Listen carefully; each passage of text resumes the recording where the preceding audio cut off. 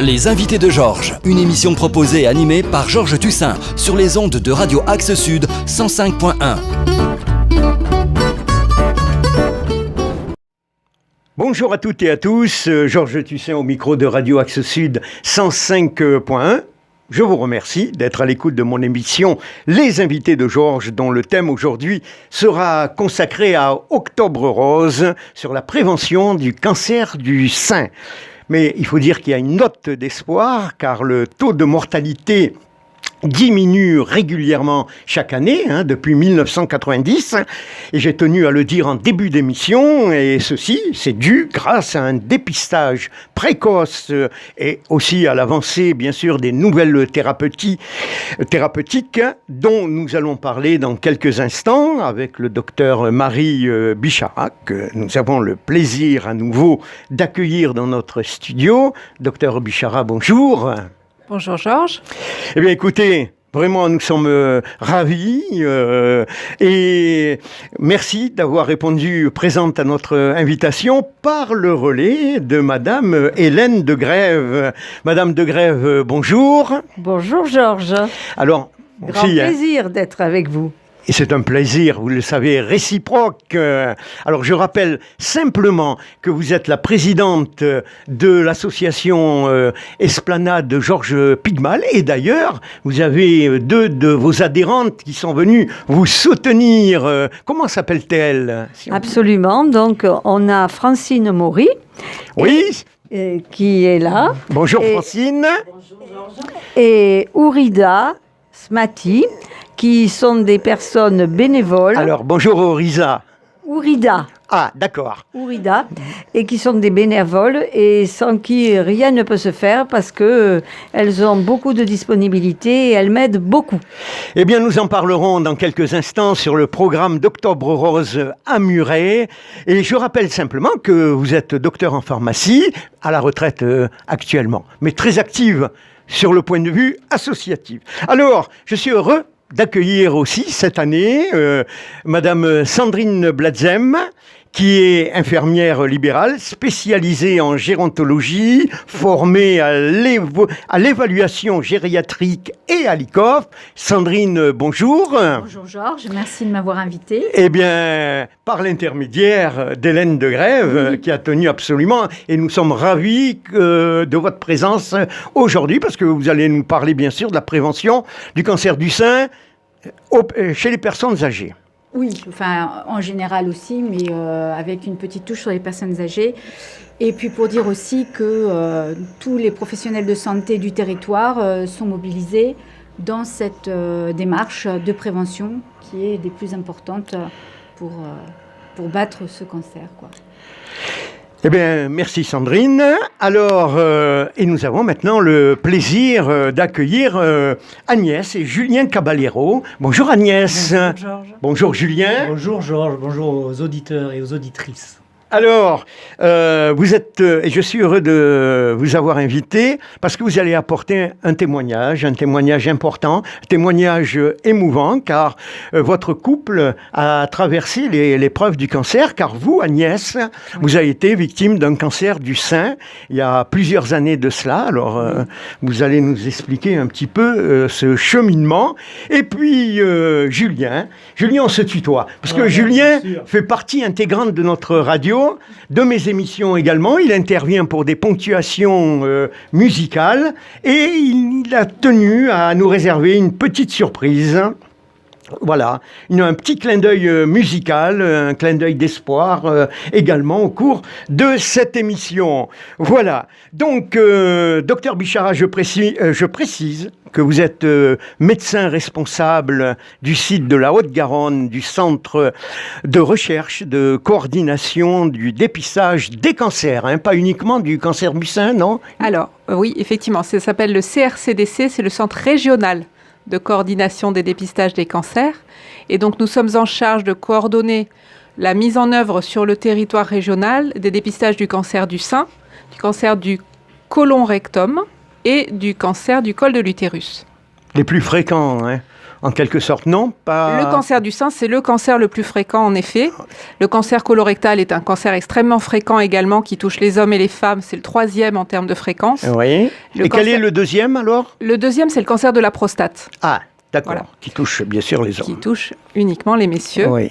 Mais Voilà. pas le cancer du sein. Exactement. Le cancer du sein peut toucher les messieurs également. Alors, c'est très rare, hein, c'est 1% des cas quand même. Donc, on en parle beaucoup moins. Mais c'est vrai que c'est important que les messieurs soient vigilants aussi à d'éventuels symptômes qui indiquent que la présence d'une tumeur au niveau du sein. Voilà. Alors, messieurs, cette émission vous concerne, hein, ceux qui nous écoutent. 1%, c'est Ça quand reste, même... c'est pas négligeable. C'est pas effectivement. négligeable. C'est et pas vous, négligeable. vous avez Voilà. raison de le souligner. Mais l'action Octobre Rose est plutôt centrée sur les cancers féminins. Donc, on parle beaucoup du cancer du sein et du cancer du col de l'utérus, qui est beaucoup moins fréquent, mais qui pourrait être quasiment éradiqué si on faisait attention à la prévention et au dépistage. Lorsqu'une personne a eu un cancer du sein, je crois qu'on enlève les ovaires, non, pour prévenir, non, en tant que prévention. Non, pas de façon systématique. Non, pas de heureusement, façon quand même. systématique. Non. En fait, l'ablation des ovaires quand on a un cancer du sein, c'est dans un cas vraiment très précis et heureusement qui est très rare. C'est quand il y a une prédisposition génétique Absolument. avec une mutation de certains gènes qui va entraîner une augmentation vraiment très importante du risque d'avoir un cancer du sein et d'avoir un cancer des ovaires. Donc pour les femmes chez qui on met en évidence une mutation génétique de ce type, on va proposer, puisqu'elles ont vraiment un risque très très élevé de développer ces types de cancers, on peut leur proposer, après c'est à elles de décider bien sûr, une ablation prophylactique des seins, c'est-à-dire avant qu'il y ait quoi que ce soit de tumoral, mais au moins ça évite l'apparition après d'un cancer du sein. Et on leur propose aussi, si elles le souhaitent, une ablation des ovaires. D'accord. Voilà. Absolument, il fallait le préciser. Voilà, mais ça reste Mais quand même, c'est ce rare. sont des cas extrêmement rares Je le comprends. et très spécifiques. Voilà. Donc, parmi les questions qu'on nous a posées, à partir de quel âge est-il conseillé de pratiquer une mammographie? Alors la mammographie, elle est recommandée pour la population générale, c'est-à-dire pour les femmes qui n'ont pas de facteurs de risque particuliers, par exemple pas d'antécédents de cancer du sein dans leur famille très proche. Donc famille très proche, ça va être la mère, les sœurs, éventuellement les filles pour les femmes plus âgées. S'il n'y a pas d'antécédents avérés de cancer du sein dans la famille très proche, on considère que la femme est à risque moyen, donc à risque normal d'avoir un cancer du sein. Et donc dans ces cas-là, la mammographie sera recommandée de façon régulière à partir de l'âge de 50 ans. Ah, d'accord, Tous à les partir 2 de ans. 50 ans. Voilà. Mais souvent, les gynécologues proposent une première mammographie de repérage, un peu de référence aux alentours des 40-45 ans. Donc souvent, les femmes ont leur première mammographie entre 40 et 45 ans qui va servir de mammographie de référence et ensuite de façon régulière, plus systématique à partir de 50 ans. En tout cas, elles recevront des invitations à faire des mammographies à partir de l'âge de 50 ans. D'accord. Et une question qui me tient à cœur, suite à la gestion du Covid, qui a été une gestion, enfin, bon, je considère un petit peu gestion de la peur. Les gens ont été un petit peu terrorisés d'attraper le Covid, donc de ce fait ne sont pas allés faire des mammographies, n'ont pas été se dépister. Il y a eu par-dessus, bien entendu, le pass sanitaire, où des gens, s'ils n'avaient pas le pass sanitaire, ne pouvaient pas effectuer une mammographie. Oui, c'est vrai. Donc, C'est vrai que comme tous les établissements de santé, en fait, il fallait quand même respecter certaines recommandations pour pouvoir accéder aux soins. Ça s'est levé après quand même, hein, bien sûr. Mais dans les premiers temps, effectivement, l'accès aux examens de ce type de prévention était très, très limité. D'ailleurs, il y a même eu un arrêt total du système de prévention pendant quelques mois. Au début, lors des premiers confinements. Et on a vu le taux de participation au dépistage qui a vraiment chuté en 2020. Ça a été flagrant. Ouais. Avec malgré tout un beau rattrapage en 2021, même s'il n'a pas été complet et si certaines femmes ont un peu perdu l'habitude de se faire suivre. Mais il y a eu quand même un effet rebond qu'on espère maintenir justement, c'est-à-dire qu'on espère vraiment que l'habitude n'a pas été perdue par Parce qu'il trop de risque personnes. d'avoir des conséquences. dans Ah ben quelque oui, temps. tout à fait. Ben d'ailleurs, c'est Beaucoup la de Ligue personnes. qui avait publié certaines évaluations. Alors bien sûr, les évaluations réelles, on les aura dans quelques années seulement quand Oui. on aura du recul. Mais il avait été estimé que oui, il y aurait des conséquences en termes de mortalité puisque beaucoup de cancers n'auront pas été dépistés à temps et donc auront été diagnostiqués à un stade trop tardif, avec donc comme conséquence une augmentation de la mortalité. Absolument. Et ça a dû être difficile pour vous en tant que médecin de C'est refuser, peut-être, vous étiez dans la prévention, bien sûr, on l'a très bien compris, hein. Mais pour certains médecins, ça a dû être difficile de refuser l'accès à une mammographie parce que la personne n'avait pas le pass sanitaire. Ça a été, alors au-delà du pass sanitaire, il y a eu toutes les Je parle du restrictions pass en sanitaire termes de... parce que vraiment c'était le Oui, bah, c'est ce qui a été peut-être le plus pass ressenti. discriminatoire. C'est peut-être ce qui a été ressenti par la population. Après, ce qui a été difficile à vivre pour les professionnels de santé, dans les établissements de santé notamment, c'est qu'il a fallu limiter le nombre de personnes qu'on prenait en charge. Au-delà du pass sanitaire, hein, c'est-à-dire qu'il fallait prévoir des temps minimum entre plusieurs consultations pour tout nettoyer entre 2 passages. Il fallait limiter le nombre de personnes dans les salles d'attente. Donc, du coup, il fallait filtrer et prioriser les prises en charge. Et ça a été extrêmement difficile à vivre pour les professionnels de santé parce qu'ils avaient vraiment l'impression de sacrifier certains patients au détriment d'autres. Totalement. Voilà. Donc ça dépasse même le pass sanitaire. Ça a été des mesures au démarrage. Après, ça a été assoupli parce que très vite, les autorités sanitaires se sont rendues compte de l'impact que ça pouvait avoir. Donc il y a eu une correction progressive, mais le début de ces Ça a temps dû de être confinement a difficile, été difficile. Ouais. Je vous remercie.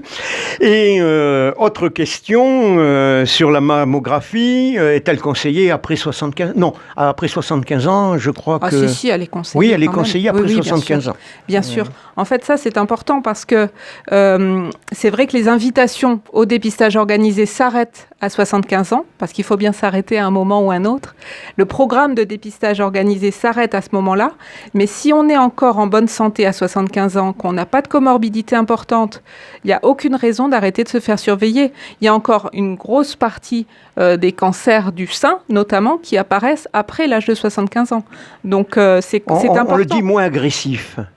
C'est vrai que classiquement, mais il y a toujours des exceptions, les cancers du sein qui apparaissent plus tôt sont réputés être plus agressifs. Mais bon, ça reste quand même un cancer du sein qu'il faut traiter, prendre en charge. Totalement. Et quoi qu'il arrive, si on laisse évoluer un cancer du sein trop longtemps, il va prendre trop de place et être beaucoup plus difficile à soigner. Eh bien, je pense qu'on va laisser le micro à Sandrine Bladzem, car Sandrine, vous vous occupez plus particulièrement des personnes âgées, spécialisées en gérontologie, et vous suivez donc les personnes âgées qui ont eu un cancer du sein, mais aussi dans la prévention. Tout à fait. En fait, de par mon métier d'infirmière libérale, je touche tous les âges. Oui, toutes les catégories. Tous les âges de la population. Mais c'est vrai que le cœur de notre métier, c'est la population âgée. Et donc, au niveau de la prévention du cancer du sein, c'est toujours important de rappeler qu'il y a toute une partie de la population qui doit être suivie. Et nous, en tant que professionnels, on est là auprès d'eux, auprès de ces personnes, pour leur amener justement la prévention, parce que dans ces âges-là, on se dit, bon, ben, je risque plus rien, je suis plus âgée. En plus de ça, pour peu qu'il y ait des troubles cognitifs, alors là, du coup, toute cette partie-là, elle tombe à l'eau. Et puis, souvent, les femmes qui ont plus de 75 ans se retrouvent souvent les aidants d'une tierce personne. Et donc, elles prennent plus du tout, Moins en compte la prévention. Moins soin d'elles, et la prévention ne fait pas trop partie de leurs priorités.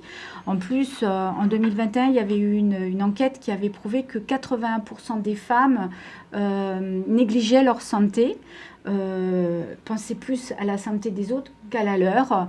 Donc, de ce fait, c'est une partie de la population qui va être un petit peu oubliée dans tout ce qui est prévention. Et le rôle des professionnels de santé, c'est aussi de leur dire, si vous avez une question, si vous avez si vous voulez qu'on parle de vos seins, par exemple, puisque c'est Octobre Rose, on peut regarder ensemble s'il y a quelque chose qui vous perturbe ou un changement, au moins pour avoir un premier œil et puis pour pouvoir les assurer de dire ben oui, vous faites bien d'aller voir le médecin pour en discuter avec lui. Et puis parce que dans cette partie de population, il faut savoir qu'en vieillissant, on a plus de risques de développer des cancers parce que notre machine, elle vieillit et elle a des fausses routes et elle développe des tumeurs. Mais il y a aussi une partie de la population qui a déjà eu un cancer plus jeune et il y a toujours un risque de récidive qu'il ne faut pas non plus négliger. Et la médecine a fait des progrès et il y a des possibilités de prise en charge qui sont mises en place en oncogériatrie, puisque ça c'est aussi une discipline nouvelle, l'oncogériatrie, qui mélange la gériatrie et l'oncologie, et avec un but plus précis, c'est-à-dire on va chercher à garder la qualité de vie de ces personnes. Mais en attendant, pour les femmes, la prévention, c'est le nerf de la guerre, quoi. Et la prévention se fait avec la mammographie, se fait aussi en se regardant régulièrement dans un miroir pour voir si les seins n'ont pas évolué, en se palpant, en se touchant. Et parfois, dans on un va en couple, parler dans quelques instants. Parfois, c'est les messieurs qui se disent « Tiens, il y a un problème sur un de tes seins, quoi ». Donc, voilà, c'est... Le mari est le meilleur médecin préventif. Je ne sais pas si le mari est le meilleur médecin, mais je veux dire, c'est l'affaire de tous. Bien C'est entendu. surtout ce message-là, et que si une personne n'ose pas aller voir un professionnel, mais qu'ils ont une infirmière à leur domicile, qu'ils en profitent. Qu'ils en profitent. Bien sûr. Vous êtes une professionnelle de santé, donc c'est très important quand même de prendre conseil auprès de vous. Je pense qu'on est tous concernés et on est tous dans la première ligne pour la prévention et le soin primaire. Donc c'est nos rôles et c'est nos fonctions, quoi. Eh bien, c'est parfait. Alors, docteur Bichara, quelle est la période la plus à risque, on va dire, chez une femme? C'est au moment de la préménopause, au moment des problèmes hormonaux Pour le cancer du sein? Du sein, on reste sur le cancer du sein, parce que nous sommes en Octobre Rose. D'accord, alors on va parler du cancer du sein. Mais on parlera peut-être un petit peu du cancer du col de l'utérus après. Totalement, parce qu'Octobre Rose, c'est les deux, le micro est à vous, là, oui, dans oui. ce sens. Au Pour contraire. le cancer du sein, en fait, c'est un cancer qui est principalement lié à l'âge. Donc, plus on avance en âge, plus le risque augmente. Et classiquement, il y a à peu près 80% des cancers du sein qui surviennent après l'âge de 50 ans. Voilà. Ce qui ne veut pas dire, du coup, qu'on en est complètement exempt avant, puisqu'il reste quand même 20% qui surviennent avant. Qui est quand même énorme. Voilà. Donc, voilà, plus on avance en âge, voilà. Donc, après la ménopause, effectivement, on est plus à risque. Mais je souhaitais rebondir sur ce que Sandrine disait tout à l'heure concernant le fait de savoir réagir face à l'apparition d'anomalies ou de symptômes au niveau des seins. Je pense que c'est important que les femmes apprennent à connaître ces signes qui doivent alerter. Et ça, dès le plus jeune âge. C'est le moment d'en parler, absolument. Exactement, voilà. Donc, je pense Très qu'on peut en important. parler. Ça, c'est important dès le plus jeune âge. C'est-à-dire que dès 20-25 ans, les femmes peuvent prendre l'habitude de se surveiller plusieurs fois par an. Alors, le but n'est pas de le faire toutes les semaines, mais plutôt, ce qui est recommandé, c'est une fois par trimestre. Donc, une fois à chaque changement de saison, de prendre l'habitude d'inspecter un petit peu sa poitrine, voire d'aller jusqu'à la palper pour rechercher des anomalies.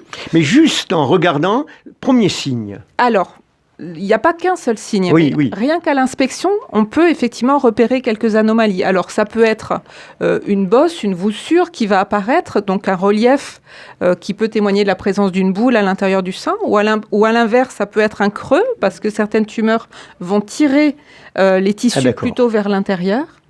L'anomalie peut se situer au niveau du mamelon, avec l'apparition soit d'un écoulement, de petites croûtes qui vont rester, réapparaître quand on les retire, etc. Ça peut être un petit écoulement sanguinolent ou séreux.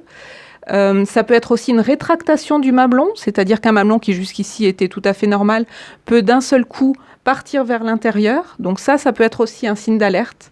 Il peut y avoir aussi des plaques inflammatoires au niveau d'un sein qui n'y étaient pas avant et qui ne sont pas expliquées par un traumatisme. Ou bien l'apparition de vaisseaux qu'on va voir par transparence, puisqu'en fait les cancers sont souvent accompagnés d'une multiplication de la vascularisation. Et donc on peut voir des veines qui apparaissent, qui n'étaient pas visibles jusqu'ici et qui vont devenir un petit peu plus nombreuses. Ça peut être des indurations, des zones un petit, voilà, des zones un petit peu indurées qui du coup vont faire perdre au sein leur souplesse. Et donc quand on se regarde dans la glace, on aura l'impression qu'il y en a un qui est plus raide que l'autre, par exemple. Ouais. Ou un sein qui augmente de taille, alors que jusqu'ici, même si on n'a jamais les seins complètement identiques, hein, c'est classique d'avoir un sein plus gros que l'autre, mais là pour le coup qui augmente beaucoup de taille, alors que jusqu'ici c'était beaucoup plus raisonnable. Dès qu'on a mal, de toute façon, il faut...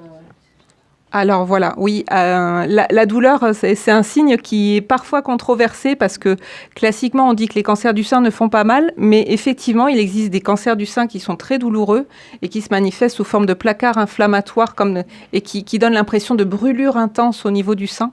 Donc ça, de toute façon, quel que soit ce type de signe, ce qu'il faut en fait, c'est savoir réagir quand quelque chose de pas normal apparaît au niveau des seins. Sonnette d'alarme. Exactement. Donc ne pas hésiter, surtout ne pas attendre et ne pas laisser les choses s'installer, parce que plus on attend, plus on laisse du temps au cancer pour prendre de la place. Et donc voilà, savoir recourir à un professionnel de santé. Il est recommandé de se faire surveiller une fois par an à partir de l'âge de 20-25 ans par un professionnel de santé pour se faire examiner les seins. Et donc il y aura pareil cette phase d'inspection et cette phase de palpation. Alors le professionnel de santé, ça peut être un gynécologue, on pense tout de suite au gynécologue, mais ça peut être aussi un médecin généraliste tout simplement, ou bien une sage-femme. De plus en plus de sages-femmes sont formées pour ça. Voilà, donc il ne faut pas hésiter à recourir à ces professionnels-là, prendre le temps de se faire surveiller une fois par an dès qu'on est jeune, apprendre à se surveiller soi-même entre 2 consultations, et puis à partir du moment où on arrive à l'âge où on fait des mammographies, faire en plus de tout ça des mammographies pour compléter ce rythme de surveillance. Mais écoutez, ça c'est super. Donc, Octobre Rose est là pour sensibiliser justement sur la prévention du cancer du sein. Et chaque année a lieu un événement important. D'où vient le nom de Octobre Rose ? Très bien, c'est moi qui m'y colle. Octobre Rose, en fait, je crois que ça a commencé dans les années 80. À l'initiative d'un magazine, je ne sais plus lequel, si c'est Vogue ou si c'est je ne sais plus quel magazine, qui a eu envie de lancer une espèce de campagne de sensibilisation à l'intention des femmes.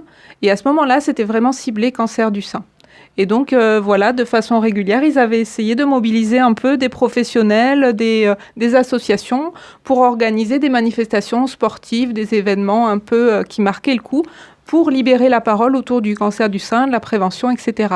Puis petit à petit, ça a pris de plus en plus d'ampleur. Hein. C'est ça. C'est rentré dans les habitudes, et c'est devenu comme un rendez-vous. Il faut que ça soit dans les attitudes aussi. Et dans les attitudes, effectivement, puisque c'est le moment d'en parler et de démystifier tout ça et de promouvoir... Absolument.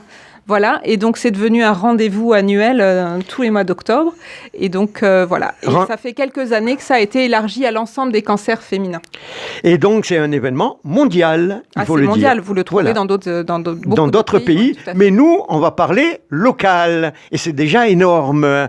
Voilà, alors beaucoup d'actions locales sont mises en place, et particulièrement à Muret, grâce à votre initiative, Hélène de Grève, et à l'équipe, bien sûr, de bénévoles qui vous entourent. Alors, vous nous avez préparé un programme cette année, comme toutes les autres années. Hein. Ça a bien marché l'année dernière. Oui, l'année dernière, nous avons remis à la Ligue contre le cancer la somme de 1 300 €. Donc, c'était super intéressant. Et surtout... Mais par rapport aux autres années, ça a été un plus ou un moins ? Alors, c'est-à-dire en 2019, on avait remis 1 300 €. En 2021, puisque 2020, on avait sauté la manifestation. Et en 2021, on a eu la même somme qu'en 2019. Par contre, cette année, la municipalité ayant compris que c'était quelque chose d'important pour tout le monde, nous a beaucoup aidés. Et donc, on doit remercier... Oui, dans quel sens ? Alors, financièrement ou pas ?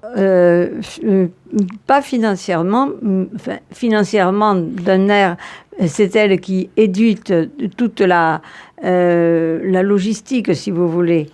C'est-à-dire toutes les affiches, tous les flyers, c'est elle qui les édite. Bon, qui nous alors les fait affiches, passer. on va les montrer de toute manière après en montage vidéo. On montrera vos affiches d'Octobre Rose. d'Octobre Rose. Il y a beaucoup d'animations. Et les flyers. Et également, les flyers. ils nous ont conseillé, la municipalité, par l'intermédiaire de Madame Belouaza, nous a permis de toucher tous les collèges et les lycées. Très important, là, par contre. Là, c'est très, très important. Et ensuite, comme personnellement, je connaissais la personne qui s'occupait du chocolat à l'École supérieure des métiers. Chut, là, attention aux gourmands. Attention aux Oui. gourmands. Cette personne ayant répondu la première fois avec beaucoup de brio à cette demande, je continue à travailler avec les différentes écoles de la ville. Cette année, on a l'école de l'EPNAC, qui était l'ancienne école Vincent Auriol, donc une école de réadaptation fonctionnelle, s'est jointe à nous. Et également, s'est joint l'Association des paralysés de France, par l'intermédiaire donc du foyer des Cascades, où les personnes nous ont fait remonter que le handicap d'une personne en fauteuil roulant était très important lorsqu'on voulait faire une mammographie. Et donc, par cet intermédiaire-là, nous touchons beaucoup de monde cette année. Tous les collèges sont touchés. Donc, on leur apporte à la fois des affiches, des flyers, et donc, que ce soit les collèges Louisa Paulin ou le collège de Bétance, les deux lycées, lycée d'Aragon, lycée Charles de Gaulle, l'EREA, l'école de réadaptation pour l'EREA, donc, et ensuite donc les écoles, donc le foyer des Cascades, l'EPNAC et l'école supérieure des métiers. Donc tous ces gens nous ont aidés à promouvoir ces actions et nous ont aidés en vendant des tickets de tombola. Ensuite, notre association a eu une personne qui nous a suggéré le bracelet rose de Muret. Ah, le bracelet rose. Le bracelet Qui est rose. un petit peu blanc quand même. Non, non, non. Ah, pas celui-ci. C'est pas celui-ci. Voilà. C'est le petit. On va le retrouver. Ça, voilà. On va le retrouver, c'est pas grave, et on va le voir après en vidéo, en gros plan. Hein. Voilà. Voilà. Le bracelet rose de Très Muret. joli, très mignon. Une petite perle sur laquelle sont stylisés deux seins. Voilà. Donc, Ah, d'accord. ce bracelet est vendu 5 € en petit pochon, comme ceci, et on en reversera le bénéfice à la Ligue. Donc, on en avait fait 300. Je pense qu'ils sont vendus, d'ores et déjà, et on est en train d'essayer d'en refaire. Voilà. Eh bien, écoutez, c'est formidable, ça. Ça, c'est bien.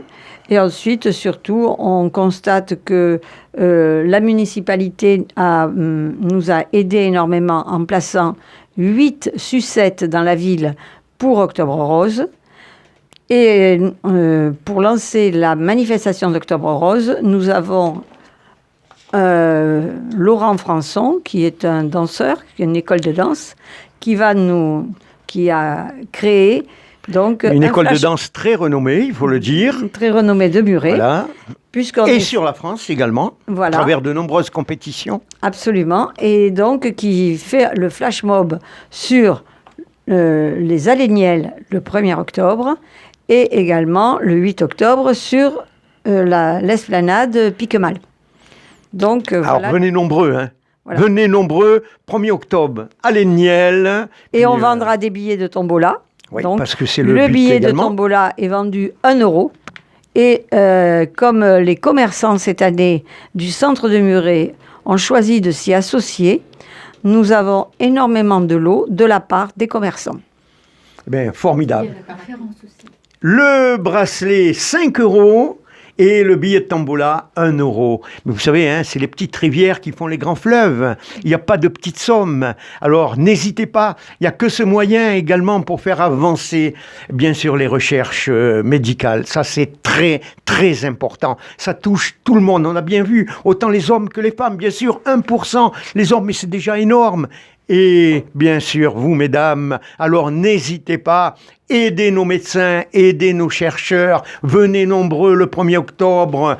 Et puis un billet de tombola, 1 euro, c'est dérisoire, mais ça peut faire beaucoup, beaucoup avancer les recherches, bien entendu. Alors, ce qu'on doit aussi savoir, c'est que c'est la quinzaine Octobre Rose, c'est-à-dire qu'on commence le 1er octobre par le flash mob sur les Aléniels. Ensuite, le 6 octobre, le jeudi 6 octobre, à la salle Pierre Sadger, donc l'ancienne salle des fêtes de Muret, il y aura une conférence de Madame le docteur Bichara sur les cancers féminins. Et les proviseurs des 2 lycées vont peut-être autoriser les élèves, pour certains, à pouvoir venir. Et donc, ça sera quelque chose qui va leur permettre d'en parler, surtout dans les classes de SVT. C'est indispensable que des élèves, quelques-uns, moins, viennent assister à la conférence et peuvent après transmettre l'information. Ça, c'est très, très, très, très important.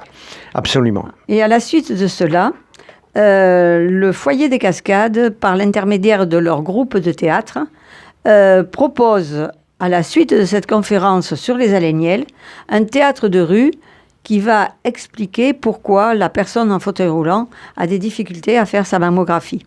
Donc ça, c'est très important. Et ensuite, on a le samedi 8 octobre, où là, des ateliers qui sont dédiés, si vous voulez, que ce soit la socio-esthétique, que ce soit les médecins, puisque les médecins, tous les professionnels de santé impliqués, donc médecins, infirmières et kinés, seront présents sur le site pour expliquer et donner des renseignements. Et surtout, on aura également en oncologie la personne qui s'occupe des cheveux à l'oncopole. On aura d'autres personnes, le club d'escrime qui sera présent. Et pour que tout se fasse avec des chansons, on a invité, Accord Majeur vient chanter et animer gracieusement l'après-midi. Et nous, avec le Muret Athletic Club, nous faisons la marche rose de 4 km en passant par les parties de Muret que personne parfois ne connaisse. On passe par la clinique d'Occitanie qui mettra un barnum à l'usage donc des personnes qui font la marche. Elles donneront des brochures, Et ensuite, on va dans le centre de ville de Muret, puisque les personnes, les commerçants de Muret ont souhaité s'associer à cette démarche. C'est quelque chose qui est jusqu'à présent pas fait à Muret. Voilà. Ils reviennent sur c'est une marche de 4 km, ça fait à peu près 55 minutes tranquille, hein. Et au cours de cette marche, on leur donne un quiz. Et donc, de manière à ce qu'au moins, ils se posent des questions au cours de cette marche. Ils nous rendront les résultats. Les résultats, oui. Et nous, on tirera au sort celui qui aura la coupe de la marche. Mais pas chocolat. Le chocolat, c'est pour la tombola. C'est pour la tombola. Voilà, nous avons 2 lots qui sont magnifiques, que je viens d'aller voir cet après-midi. Et chacun fait à peu près 6 kilos de chocolat. Ça a été fait par les élèves donc, spécialisés en chocolaterie et qui également et leurs professeurs. Et tous les élèves sont très impliqués. C'est pourquoi cette année, nous allons mettre des billets de tombola au sein de l'École supérieure des métiers. Eh bien, écoutez, hein, vraiment, il y a un programme superbe.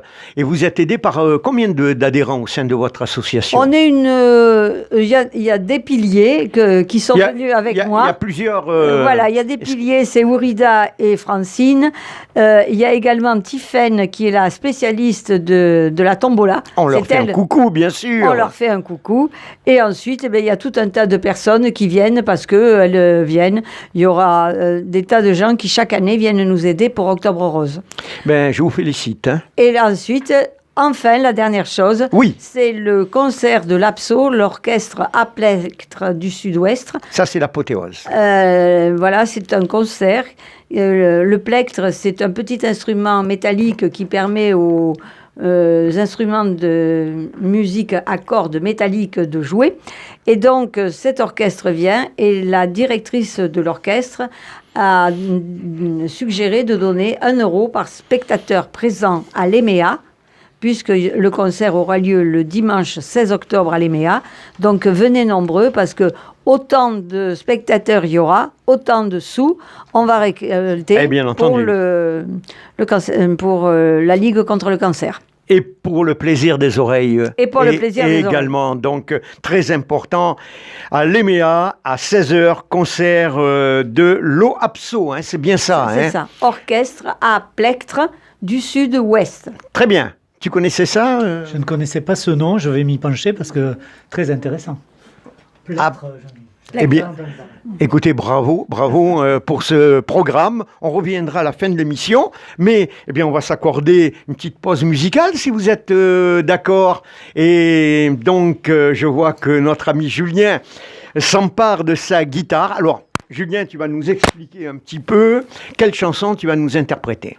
Alors c'est une chanson très particulière, c'est pas très gai, mais j'ai voulu la chanter parce que Sandrine, une copine de Muret, m'a remis ce texte en me disant « Julien, est-ce que tu peux me faire une musique sur ce texte-là » Et il m'a touché et je voulais le chanter. Bon, je vois qu'il y a beaucoup d'émotions qui transpirent. Alors,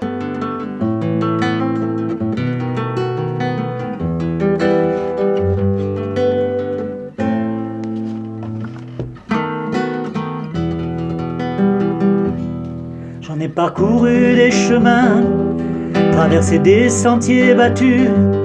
Tu es venu tendre ta main, devenue ma belle inconnue. On en a passé des moments, des chouettes, des bons, de très mauvais. Tu es toujours resté devant et su garder ta dignité. Mais aujourd'hui tu pars, tu t'envoles, comme s'envolent les hirondelles. Certains diront que tu étais folle, mais dans mon cœur tu restes la plus belle. Tu croyais à tellement de choses, aujourd'hui rien ne t'émerveille. Ta vie n'a pas été toute rose, tu étais pour moi le soleil. Tu as toujours voulu y croire, voulu jusqu'au bout espérer, croire que ce n'était jamais trop tard, qu'on finirait par te soigner. Mais aujourd'hui tu pars, tu t'envoles, comme s'envolent les hirondelles. Certains diront que tu étais folle, mais dans mon cœur tu restes la plus belle. Tu étais tellement pleine d'espoir, comment pourrais-je ne pas pleurer? Et je me rappelle de ce soir, quand on m'a pris ma bien-aimée. Aujourd'hui tu pars, tu t'envoles, comme s'envolent les hirondelles. Certains diront que tu étais folle, mais dans mon cœur tu restes la plus belle. Ma belle, ma sublime rose, aujourd'hui a touché le ciel.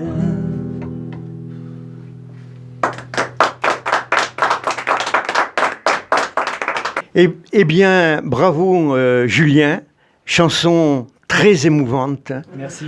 Voilà, on rappelle l'auteur de cette chanson. Alors Sandrine qui a écrit les paroles et moi qui a composé cette chanson. Bien sûr, c'est une chanson très triste qui arrive au dernier stade, mais justement, ça tombe très bien. Figure-toi que tu aies chanté cette chanson, ce qui permet quand même d'avertir les femmes que la prévention, c'est quelque chose de très important et qu'il y a 80% de guérison ou de moins de rémission très très importante. N'est-ce pas, docteur Bichara? C'est même plus, c'est 90%. 90%. Donc les 10%, malheureusement, qui illustrent cette chanson, on ne doit pas en arriver là. Et oui, c'est ça. Donc L'objectif, prévention. c'est d'arriver à diminuer encore. en plus, moi je voudrais rajouter que souvent les femmes, elles ont un petit peu, comment dire, elles veulent pas trop aller faire la mammographie parce que c'est pas un moment, on dit, très agréable, parce que l'examen, faire aplatir le sein, c'est pas très agréable.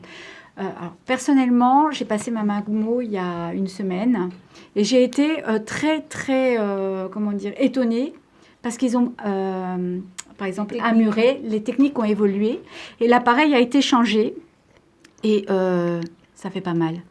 Mais franchement, on n'appuie plus sur le sein comme avant où on avait l'impression qu'on allait vous l'aplatir comme une crêpe. Là, franchement, c'était indolore. Alors, il n'y a aucune raison, il n'y a plus aucune raison pour les femmes de ne pas aller faire sa mammo. Ça ne fait plus mal. Alors, je rebondis. Pardon. Et c'est pas invasif. Alors, je rebondis sur ça parce que je vois une question qu'on nous a posée.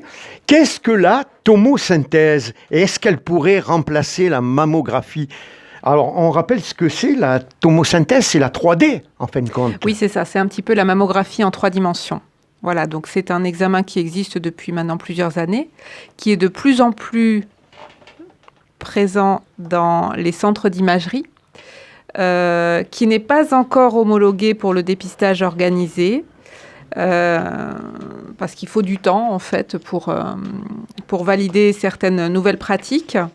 Mais effectivement, ça fait partie des nouveaux examens qui permettent de mieux accepter les mammographies, de mieux accepter la prévention. Et donc, beaucoup moins douloureux. Voilà, c'est beaucoup moins. Et puis c'est surtout plus efficace dans l'analyse en 3D. des images. C'est beaucoup plus efficace dans l'analyse des images. Il y a une autre nouveauté aussi qui est apparue il y a quelques années, c'est l'intelligence artificielle. Et en fait, maintenant, il existe une intelligence artificielle qui aide les radiologues à interpréter, à rechercher les anomalies sur les clichés de mammographie, sur les images même numériques de mammographie. Et donc, en fait, ça complète, ça ne remplace pas. C'est-à-dire que l'œil du radiologue n'est quand même pas remplaçable encore. Et heureusement. Aujourd'hui, et heureusement. Oui.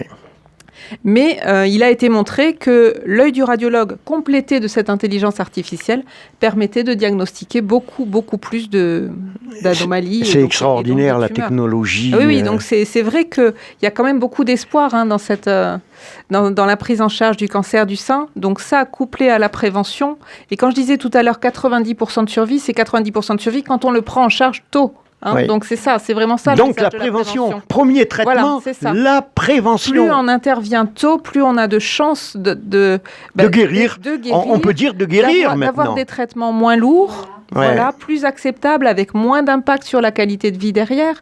Parce que mine de rien, c'est vrai que quand on a subi une ablation totale du sein ou qu'on a eu des rayons, bon, les rayons sont encore indispensables pour l'instant, mais ou une chimio, c'est pas anodin et parfois on a quand même des séquelles longtemps après. Je veux bien vous croire. Donc c'est plus difficile à vivre. Donc l'objectif, c'est vraiment d'essayer de limiter au maximum tous ces impacts sur la vie des femmes. Je vous remercie et je pense qu'on va laisser le témoignage maintenant d'Agnès qui a été victime il y a... Après, Julien va rebondir également, votre mari. Vous avez été victime d'un cancer du sein il y a une vingtaine d'années, non? Oui, en 2002, l'histoire commence là. Donc, après un déménagement... vous êtes l'illustration parfaite, 20 ans après, d'un cancer du sein. Voilà. Donc, en 2001, on déménage du nord au sud. Le micro, pardon. Le micro. Voilà, merci. Voilà. Donc, on déménage, donc beaucoup de choses à s'occuper dans la famille, se réinstaller à Toulouse, trouver des médecins pour les enfants, les écoles, les clubs sportifs, tout ça. Et au bout d'un moment, je me dis, il faudrait peut-être que je m'occupe de moi. J'ai un stérilet à changer, ça fait 5 ans, donc 5 ans sans suivi. Et donc, mon médecin me dit, j'ai un gynécologue à vous proposer, mais vous savez, elle fait beaucoup d'examens, elle fait un peu peur. Je dis, écoutez, après 5 ans, c'est ce qu'il me faut. J'y vais. Bon, elle me trouve un nodule assez gros. Donc, je retourne chez mon médecin traitant. Mon médecin traitant me dit, il me rassure. Mais en même temps, il me prend rendez-vous lui-même à la clinique. J'ai dit, là, il ne me laisse pas trop le choix. Ça doit être important. Donc, je vais à la clinique, je me fais opérer. Et le médecin m'avait promis, si vous avez une petite cicatrice, un petit pansement, vous sortirez dès le lendemain. Je me réveille, petit pansement, super. Le médecin arrive, il me dit, ça s'est bien passé. Mais en même temps, il s'assoit au bout de mon lit et il me dit, j'ai trouvé une tumeur cancéreuse derrière le nodule. Donc, il ne s'était pas vu à la mammographie, ni à l'échographie. Et j'ai peut-être oublié de dire que j'avais 41 ans à l'époque. Voilà. C'est pour ça que la prévention 50-74 ans, ça me gêne un peu. Et donc, je me fais opérer, donc ablation. Je passe les aléas où je passe Noël à la clinique, bon, tout ça. Et donc, cette annonce, ça va très vite en fait, parce qu'il m'annonce la mastectomie dès le lendemain, puisqu'il avait réservé le bloc opératoire sans m'en parler en fait, puisqu'il a tenu à ce que je sois réveillée de mon anesthésie pour me prévenir qu'il me réopérait le lendemain. Parce qu'il y a des médecins quand même qui opèrent pour un nodule, et pendant qu'ils sont en train d'opérer, ils découvrent la tumeur, l'enlèvent et préviennent la femme après. Donc, bon, il y a différentes... techniques, oui, mais approche. D'approche psychologique, là. Oui, on est ça, plutôt dans l'approche psychologique.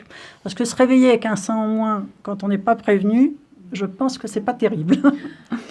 Voilà. Donc, après, ça va encore très, très vite, puisqu'on enchaîne chimio, radiothérapie et 8 ans d'hormonothérapie. Voilà.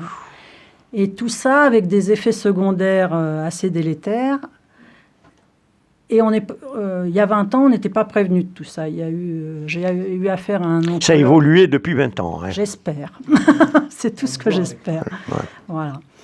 Et donc, j'ai eu affaire à un oncologue, bon, je ne le citerai pas, mais je le trouvais psychorigide.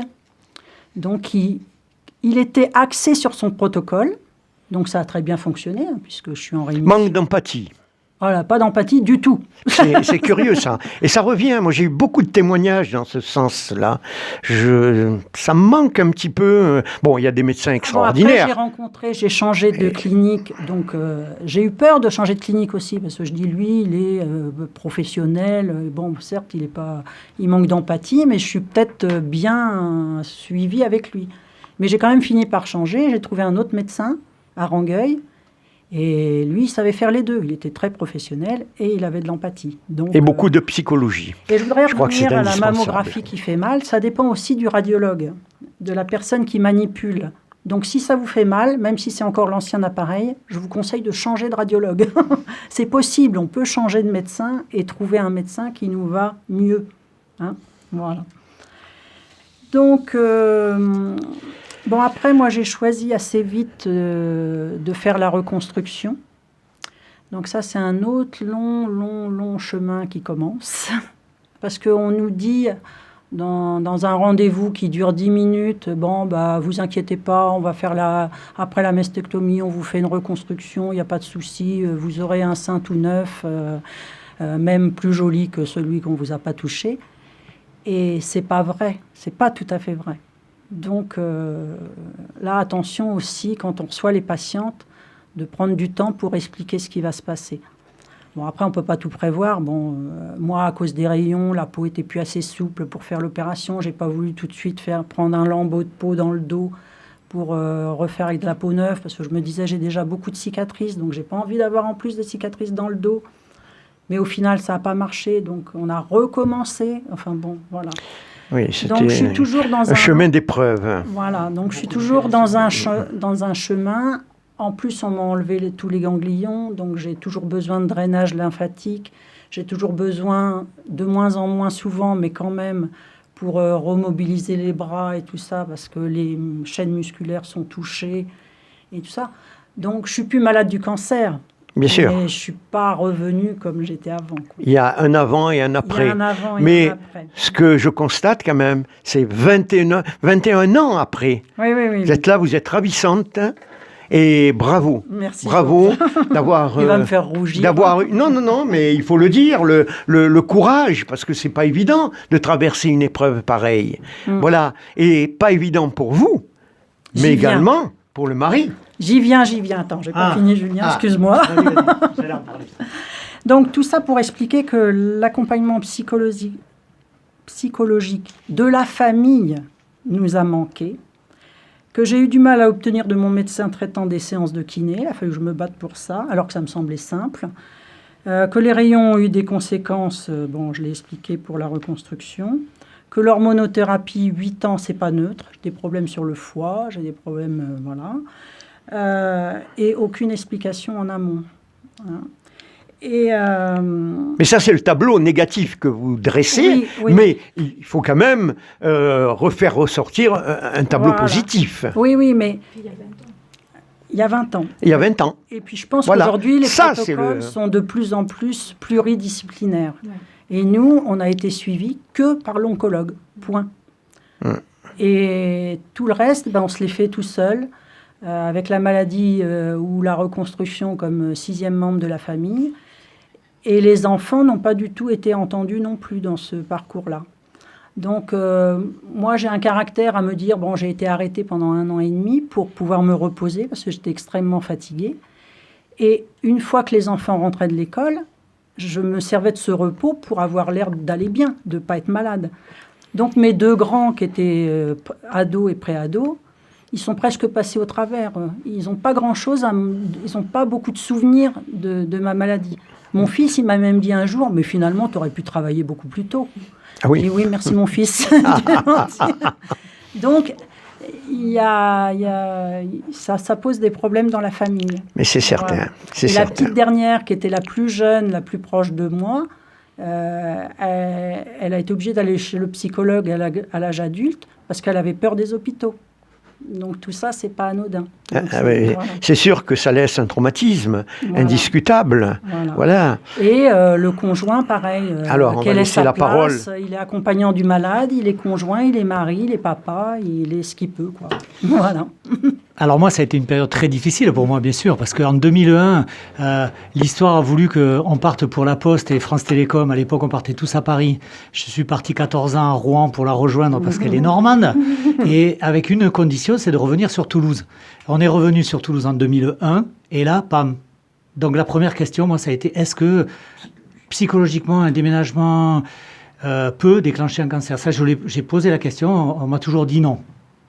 C'est possible, mais on m'a dit non. Bon, voilà. Après, la deuxième question, c'est vivre avec une femme qui est malade, avec 3 enfants. Il faut le dire, l'absence de libido, c'est très compliqué pour le mari. Et on a eu l'occasion, ça a été super intéressant, super émouvant, on a beaucoup pleuré, d'accompagner une psychologue qui passait son doctorat. Et cette psychologue nous a convoqués parce qu'elle avait un thème très précis pour son doctorat. C'était les personnes de 50 ans avec un cancer. Et ça collait parfaitement. Et on a eu l'occasion de parler justement du manque d'aide, de soutien à l'aidant, à l'accompagnant. Et je crois que c'est pour pratiquement toutes les maladies. Hein. Oui. Voilà. Ça revient beaucoup. Mais je suis très heureux que tu sois là. Merci. Oui, je comprends, là. Voilà, docteur, merci Agnès de ce témoignage émouvant. Mais on retient le côté positif, le combat et le côté positif. Docteur Bichara, pour rebondir, on n'a que quelques minutes avant de céder le micro également à Julien pour terminer, clôturer. Oui. Écoutez, juste pour rebondir, et c'est vrai que c'est toujours très fort ces témoignages-là. Alors ce que vous avez vécu, c'était il y a 20 ans. C'est vrai que depuis, beaucoup de choses ont évolué, heureusement. Mais ça reste toujours une épreuve à traverser pour les femmes. C'est toujours un bouleversement et pour la famille aussi, pour l'entourage. Ce qui a changé depuis, je pense qu'il y a 20 ans, on faisait les curages ganglionnaires beaucoup plus systématiquement. Là, maintenant, il y a une nouvelle technique qui consiste à repérer juste en injectant ce qu'on appelle, c'est la technique du ganglion sentinelle. C'est juste repérer par une injection de produits colorés, essayer de voir si le premier ganglion de la chaîne ganglionnaire est atteint. Si jamais il n'est pas atteint, il n'y a pas besoin d'aller faire l'évidement ganglionnaire. Donc du coup, on évite tout ce côté très handicapant du bras qui gonfle après, etc. Donc ça, déjà, c'est une grosse avancée. La deuxième chose, et là c'est pour répondre à votre questionnement, alors c'est pas une réponse définitive, concernant le déménagement et l'impact d'un déménagement, on sait que parmi tous les facteurs de stress possibles dans la vie, les déménagements sont très très bien positionnés, c'est-à-dire que ça fait vraiment partie des facteurs de stress les plus importants dans la vie de quelqu'un. Et on sait, ce n'est pas le stress qui va provoquer le cancer, mais par contre ça peut provoquer une fragilisation du corps, de l'organisme. Et donc, du coup, ça permet à un cancer qui était peut-être déjà là et qui serait sorti beaucoup plus tard, de sortir plus rapidement, finalement. C'est un facteur déclenchant. C'est un facteur déclenchant de quelque chose qui était probablement quiescent avant, qui était latent, qui ne se manifestait pas, mais qui était déjà là parce qu'un cancer, ça évolue extrêmement lentement et il a une phase silencieuse très longue. Et à un moment, pour une raison ou pour un autre, des symptômes vont apparaître. Et là, pour le coup, mais on est déjà à plusieurs années d'évolution du cancer. Voilà. Donc peut-être que les déménagements peuvent accélérer cette permutation-là. Donc le côté psychologique qui est très important. Le côté psychologique est très important. Par contre, je ne veux pas faire culpabiliser le mari qui va se dire c'est à cause du déménagement et de mon changement de boulot que... Sandrine, pour terminer, on a quelques secondes. Pour terminer aussi, c'est de dire que les professionnels de santé se forment de plus en plus à l'oncologie parce que l'oncologie maintenant, c'est dans un... Comment dire, elle est abordée dans un plan personnalisé de soins, un PPS. C'est-à-dire que c'est plus quelque chose qui est pour standardisé pour moult personnes. Non, chaque personne a son plan de soins personnalisé. Et donc, on est de plus en plus à se former. Donc, quand il y a des soins, par exemple, post-op, il y a des infirmières qui viennent faire les soins. On est formé à ça et on peut faire un accompagnement, on peut répondre aux questions, il y a un soutien, il y a de plus en plus de soutien psychologique. Et heureusement que ça a évolué. Mais c'est vrai que vous avez été des pionnières et des guerrières. Alors, la transition est assez facile. Donc, je souhaite faire la publicité de la BD PicMam, qui s'appelle « Le manuel de survie à l'usage des guerrières ». Ah oui, Voilà. Donc, ça vous correspond, Agnès, là. Qui traite des aléas de la maladie, mais avec humour et avec des dessins. C'est super, là. Hélène, un petit mot de fin. Un petit mot de fin en disant que vraiment, il faut absolument se dépister. C'est pas anodin si nous le faisons sur l'esplanade Piquemal. C'est un quartier qui est prioritaire de la ville. Et donc, on sait qu'il y a beaucoup de femmes de ce quartier qui hésitent à venir voir les professionnels de santé, à en parler. Et donc, c'est pour ça que c'est dans notre quartier qu'on fait cette manifestation, parce que ce sont elles qui en ont le plus besoin. Et ces personnes, ces femmes, peut-être de communautés différentes, absolument, qui culturellement ne sont pas habituées peut-être à aller voir un gynécologue homme, entre autres. Ou un gynécologue femme. Mais c'est quelque chose encore qui relève du tabou. Voilà, c'est pour ça qu'il faut les sensibiliser. Et vous êtes bien passé. Montrer les seins. Voilà, il nous faut montrer les seins, comme c'est peut-être pas culturellement ce qui se passe. Bien sûr, donc, mais indispensable pour la survie, et on l'a vu. Il faut bien sensibiliser les gens en disant c'est pas douloureux. C'est pas invasif, c'est-à-dire on vous fait pas de piqûre, on vous fait rien. C'est vraiment y aller, et grâce à ça, vous pouvez sauver des vies et aussi éviter tout ce cheminement, parce que c'est le cheminement de la chimiothérapie qui est pas évident. Si on fait une prévention vraiment ablation, perte des cheveux. On n'en parle pas, mais c'est terrible, ça, pour une personne de perdre des cheveux. La perte de l'intégrité physique. Ah bon? Parce qu'une chimiothérapie, généralement, il y en a pas forcément. Qui sont... Le casque réfrigérant. Oui. D'accord. Il y en a certains, voilà. Je ne pouvais plus aller ouvrir mon congélateur parce que ça me rappelait trop l'odeur du... Voilà. Mais c'est surtout, il faut penser aussi à la famille et aux enfants, parce que bien souvent, dans ces communautés, c'est la mère qui s'occupe des enfants. Et si la mère n'est plus présente, ça va être vous soulevez un grave problème, absolument. Voilà. Et donc, il faut absolument que ces femmes de toutes les communautés puissent aller et y aillent avec notre incitation. Donc, on les incite de manière festive, entre guillemets, mais c'est par ce biais-là, puisque c'est festif, les enfants descendent, et si les enfants viennent, elles suivent. Les dames me suivent. Voilà. Eh bien, très belle initiative. Alors, on rappelle, bien sûr, rendez-vous important, Le 1er 1er octobre, octobre. le flash mob, on peut même aller apprendre la chorégraphie chez Laurent Françon, donc aucun problème. Le flash mob, le samedi 1er octobre à 11h en fin de marché. Et ensuite, le 6 octobre à la salle Pierre Sadger. Et ça, c'est important, avec le docteur Bichara. Avec le docteur Bichara, qui nous parlera donc des cancers féminins et la manière, bien sûr, de les prévenir. Et ça s'adresse également aux jeunes, puisque les enfants de moins de 11 ans, de 12 ans, n'ont pas encore accès au vaccin, mais à partir de 11 ans, on peut vacciner les filles et les garçons pour éviter un cancer du col de l'utérus. Ça, c'est super important. Très bien. Super important. Donc, il y a ça. Et ensuite, vous venez le 8 octobre pour parler de tout et surtout de la prévention. Et éventuellement, pour certaines personnes dans leur entourage qui ont été concernées par le cancer, il y a des ateliers qui permettent de diminuer les effets secondaires de ces thérapies. Et ensuite, vous venez pour donner des sous pour la Ligue contre le cancer, de manière à ce qu'on puisse, pour d'autres, apporter des soulagements et de faire en sorte que les traitements qui ne sont pas remboursés puissent être quand même administrés à des gens qui n'en ont pas les moyens. Ben écoutez, formidable. Et on termine par le 16 octobre à l'EMEA. Bien sûr, le concert. Voilà, le concert donc, de l'orchestre Aplectre du Sud-Ouest, donc OAPSO,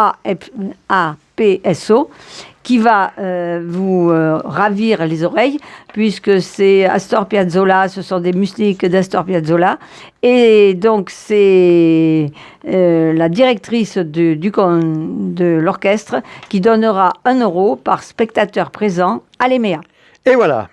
Et la tombola, 1 euro. N'hésitez pas. Et donc, nous terminons cette émission. Eh bien, je vais rajouter simplement que les billets de tombola sont en vente chez les commerçants du Muret et du centre-ville et les commerçants de l'esplanade Piquemal. C'est noté. Merci. Et nous terminons. Avant, je tenais à vous remercier, mesdames, Julien, bien sûr. Merci, docteur Bichara. Peut-être un mot de conclusion ? Oui, merci beaucoup. Je voulais profiter de tout ce qui est organisé sur Muret pour insister aussi sur le côté prévention par l'activité physique. On a parlé du flash mob, oui. On a parlé de la marche qui allait être organisée. Et en fait, on en parle de plus en plus quand même de l'importance de l'activité physique dans la prévention des maladies et notamment du cancer. Oui. C'est important pour le cancer du sein, mais pour beaucoup, beaucoup d'autres cancers. Et en fait, maintenir un poids de forme, une activité physique régulière, elle n'est pas forcément énorme cette activité. C'est 1 demi-heure par jour qui est recommandée à minima. C'est pas forcément faire du sport, c'est bouger, marcher, aller sortir le chien, monter les escaliers, etc. Activité Tout ce qui physique. fait bouger, finalement, c'est important pour prendre soin de soi. Et non seulement en prévention, mais aussi quand on a été touché par la maladie, ça permet aussi de revenir en forme et de lutter contre les récidives. Et ça a été prouvé, c'est hyper important. Donc je voulais insister là-dessus. Et la nutrition. Oui. Et la nutrition, peut-être. tout à fait. Après, voilà, avoir un mode de vie sain. La nutrition a tout son rôle aussi. Alors, ça passe par l'alcool qu'il faut vraiment limiter. Et on sait que même pour le cancer du sein, l'alcool a un rôle à partir d'1 verre par jour. Donc, c'est quand même loin d'être anodin. Ah oui. 1 verre par jour consommé de façon régulière augmente de façon significative le risque de cancer du sein. Et pas uniquement le cancer du sein. Et pas uniquement le cancer du sein. Les cancers en général. On est bien d'accord, les cancers bien en sûr, général. Bien sûr. Et puis après, le sucre, paraît-il, est nocif alors, au niveau des cellules, paraît-il, cancéreuses. Le sucre, il n'a pas un rôle direct vis-à-vis du cancer, mais par contre, il va provoquer une augmentation de risque de surpoids. Et on sait que le surpoids et l'obésité sont un facteur de risque important des cancers. Voilà. Et effectivement, la mauvaise alimentation, l'excès de viande, l'excès de charcuterie, le manque de fibres, là, ça va beaucoup jouer, surtout pour les cancers d'ordre digestif et le cancer colorectal en particulier. Voilà, donc il y a tout un comportement alimentaire aussi à essayer d'adopter dès le plus jeune âge, hein, parce qu'encore une fois, le cancer, ça évolue lentement, et notre comportement d'aujourd'hui va influencer sur notre santé de demain. Donc, c'est pas juste... Oui, c'est pas anodin. Voilà, c'est pas anodin. Voilà. Donc, absolument, belle il y aura conclusion. peut-être aussi de la sensibilisation là-dessus au cours d'Octobre Rose, j'en suis persuadée. Absolument. Voilà. Donc, on vous tous donne ces rendez-vous. messages-là, vous pourrez les retrouver au cours des manifestations sur Muret qui viennent d'être évoquées absolument. par Madame de Grève. Et nous dans les retrouvons le ateliers. docteur Bichara. Quelle date pour la conférence? Le 6 octobre. Le 6 octobre. Voilà, c'est parfait. Merci Madame de Grève, et je vous félicite, ainsi bien sûr que toutes les personnes qui appartiennent. Merci mesdames, parce que ce que vous faites, c'est très très important. Oui, si elles n'étaient pas là, on ne pourrait pas faire tout ça. Et vous avez bien fait de les inviter, du moins une petite partie. On fait un coucou à toutes les autres. Merci Sandrine. Voilà, on passe le micro à Sandrine, infirmière libérale, spécialisée en gérontologie, on dit. Et elle a vraiment une contribution également pour la prévention du cancer en général. Merci Agnès. Votre témoignage a été très intéressant, bouleversant même, mais voilà, vous êtes l'image même de ce combat que vous avez gagné. Agnès, en compagnie, bien sûr, de Julien. Merci à Chantal, qui était à la captation vidéo et également reportage photo. À Christian, derrière la vitre, on lui fait un coucou, à la réalisation audio. Voilà, et merci Julien, maintenant c'est à toi. On termine cette émission. Sur une note d'amour, là. Sur une note d'amour. Ah oui, l'envie d'aimer Daniel Lévy. C'est tellement ça, l'amour, tellement possible, l'amour, à qui m'entend, regarde autour, à qui le veut, vraiment, c'est tellement rien d'y croire, mais tellement tout, pourtant, qu'il vaut la peine de le vouloir, de le chercher tout le temps. Mais ce sera à nous dès demain, ce sera à nous le chemin pour que l'amour qu'on saura se donner nous donne l'envie d'aimer. C'est tellement court, une vie tellement fragile aussi, que de courir après le temps ne laisse plus rien à vivre. Mais ce sera à nous dès demain, ce sera à nous le chemin pour que l'amour qu'on saura se donner nous donne l'envie d'aimer. Mais ce sera à nous dès ce soir, à nous de le vouloir, faire que l'amour qu'on aura partagé nous donne l'envie d'aimer. C'est tellement fort, c'est tellement tout, l'amour, puisqu'on attend de vie en vie depuis la nuit des temps. Ce sera nous, ce sera nous, ce sera nous, pour que l'amour qu'on saura se donner nous donne mais ce sera nous dès ce soir, à nous de le vouloir, faire que l'amour qu'on aura partagé nous donne l'envie d'aimer.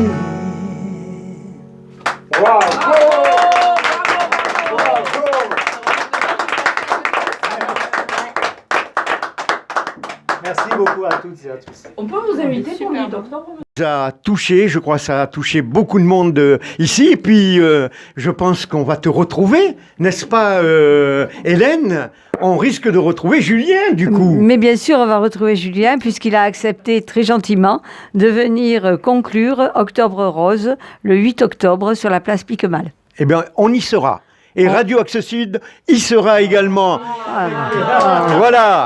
Bravo. Eh bien, merci Georges. eh bien, en attendant, portez-vous bien. Prenez soin de vous, surtout. Et la prévention, bien sûr, du cancer du sein et de tous les autres cancers. Très, très important. Merci à vous toutes. Merci, Julien. Et à très bientôt. Bye bye. Bye. Au revoir.